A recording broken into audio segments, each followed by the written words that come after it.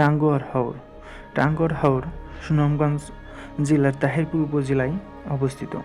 এর আয়তন প্রায় 126 বর্গ কিলোমিটার। স্থানীয় লোকের কাছে এটা 9 কান্দার 6 বিল নামে পরিচিত এবং ভ্রমণ পিপাসুদের জন্য সবচেয়ে জনপ্রিয় জায়গা সুনামগঞ্জের হলো টাঙ্গুয়ার হাওর। লেক, এটা সুনামগঞ্জের তাহিরপুর উপজেলার ট্যাকেরঘাট গ্রামে অবস্থিত। স্থানীয় লোকের কাছে এটা শহীদ সিরাজ লেক নামে পরিচিত। এটা মূলত হচ্ছে নীল পানি লেক।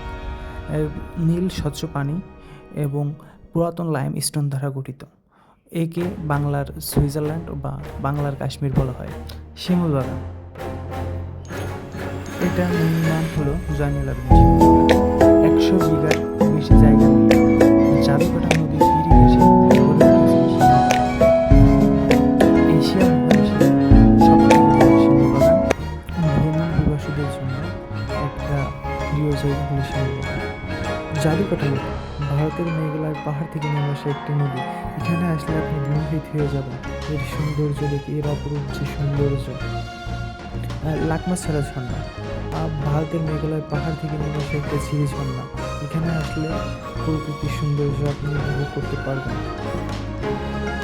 লালকাঠ ঝর্ণা দ্বারা, পাথরের ধারে একটা ঝর্ণা দ্বারা, বারিকা টিলা, জাদুকাটা নদীর পাশে গড়ে ওঠা একটা টিলা। বাঁশতলা স্মৃতিসৌধ, মোহাম্মদ সিদ্দিক স্মৃতি বিজড়িত একটি স্থান। বাঁশতলা সুইচ গেট দোয়ারা বাজার উপজেলায় অবস্থিত।